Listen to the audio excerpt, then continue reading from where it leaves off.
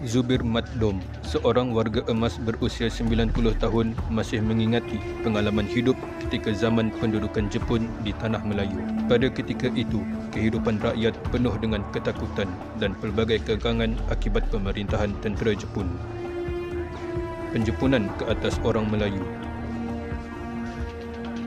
Amalan dan kehidupan semasa zaman penjajahan Jepun mengingatkan semula tentang penganiayaan askar Imperial Jepun terhadap penduduk di Tanah Melayu.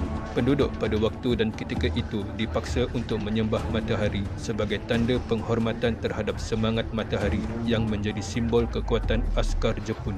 Mereka turut diwajibkan untuk menyanyi lagu Miyo Tokai no Sora Akete setiap hari, termasuk murid sekolah. Tentera Jepun yang mula masuk ke Tanah Melayu bukanlah semuanya rakyat Jepun pun.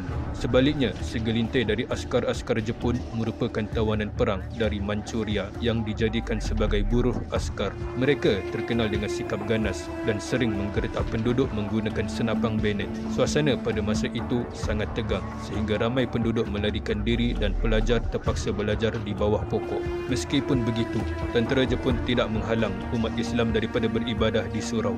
Tetapi ada erti ke kalau mereka dipaksa untuk mensyirikkan Allah Ta'ala dengan cara menyembah matahari? Dahlah sumber makanan sangat terhad sampai penduduk terpaksa menggunakan daun kopi sebagai pengganti teh.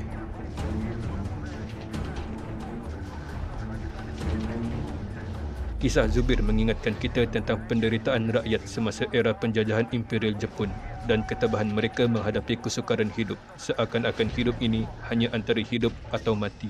Pengalaman ini juga menjadi pengajaran berharga untuk kita semua bersyukur dengan keamanan dan kebebasan di negaraku, sebuah negara yang berdaulat.